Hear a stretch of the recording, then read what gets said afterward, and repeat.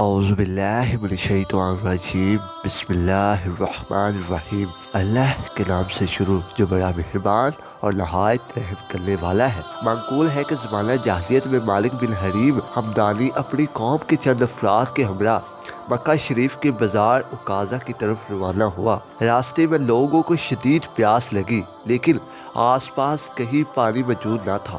بالآخر انہوں نے مجبور ہو کر ہرن شکار کیا اور اس کا خون پی کر گزارا کیا۔ جب سارا خون ختم ہو گیا تو اسے ذبح کیا اور لکڑیاں ڈھونڈنے چلے گئے۔ مالک اپنے خیمے میں سو گیا۔ اس کے ساتھیوں نے راستے میں ایک سانپ دیکھا تو اسے مارنے کے لیے دوڑے۔ سانپ خیمے میں داخل ہو گیا۔ لوگوں نے پکار کر کہا، اے مالک، تیرے قریب خطرناک سانپ ہے، جلدی سے اسے مار ڈال۔ لوگوں کی چیخ و پکار سن کر مالک جاگ گیا۔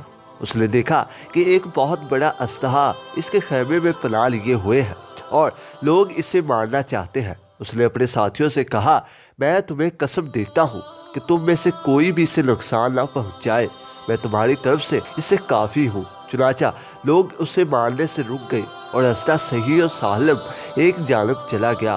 پھر مالک نے اس طرح کہا، مجھے میرے قابل تعظیم ساتھیوں نے پڑوسی کی تقریب کی وصیت کی، لہٰذا میں نے اپنے پڑوسی کی اس وقت حفاظت کی جب کوئی اس کا محافظ نہ تھا۔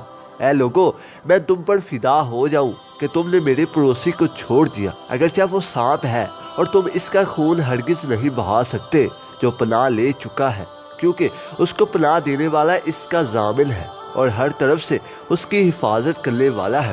اس کے بعد مالک اور اس کے ساتھیوں نے جانب منزل کوچ کیا۔ راستے میں انہیں ایسی شدید پیاس لگی کہ زبانیں خشک ہو گئی۔ پھر اچانک ایک آواز سنائی دی، اے مسافرو، اگر تم سارا دن اپنے جانوروں کو چلاتے رہو تب بھی آج پانی تک نہیں پہنچ سکتے۔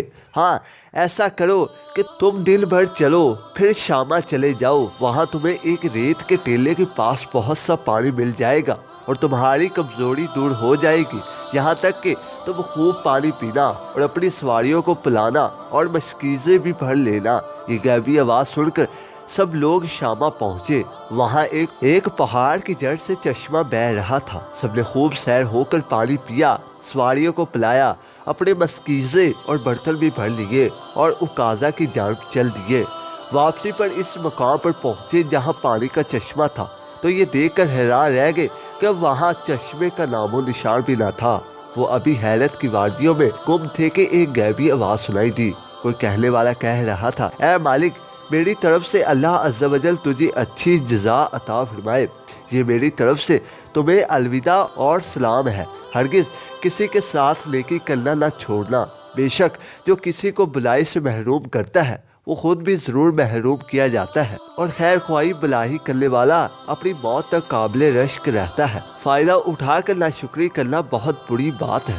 سنو، میں وہی سانپ ہوں جس کو تم نے موت سے نجات دی تھی۔ میں نے اس احسان کا شکر ادا کر دیا، کیونکہ شکریہ ادا کرنا قابل رشک شے ہے اور بہت ضروری ہے۔ پھر وہ غیبی آواز بند ہو گئی اور سارے مسافر حیرت سے منہ کھولے رہ گئے۔